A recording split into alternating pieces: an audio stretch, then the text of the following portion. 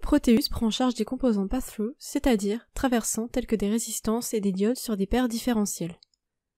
Nous nous concentrons dans cette vidéo sur l'ajout de composants traversants à une paire différentielle prédéfinie. Vous trouverez des détails sur la création et le routage des paires différentielles dans une autre vidéo, ainsi que dans les fichiers d'aide. Pour ajouter un composant traversant, il vous suffit de le placer sur le fil, ce qui le connecte à une des deux broches terminales de la paire. Vous pouvez ensuite éditer les propriétés et spécifier le nom des broches dans la zone de texte commune. Si le composant possède plus de deux broches, tel qu'un réseau de résistance, il est possible de spécifier plusieurs paires en les séparant par des points-virgules.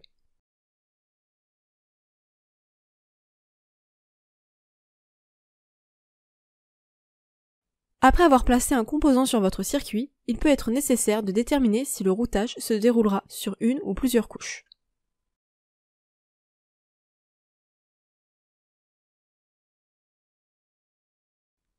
Commutez sur le mode de routage de paires différentielles et sélectionnez une couche de routage pour tracer les pistes de manière usuelle.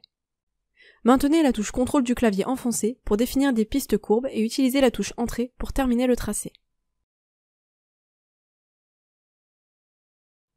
Les composants traversants possèdent aussi des longueurs de broches internes.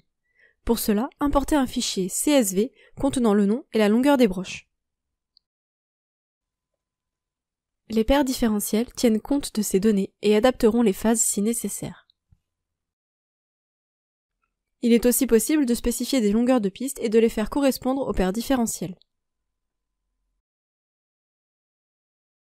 Repositionner les serpentins est possible en les glissant le long de la route existante si nécessaire. Le rapport des paires différentielles contient les longueurs des pistes ainsi que les valeurs induites par des broches internes que vous avez pu ajouter.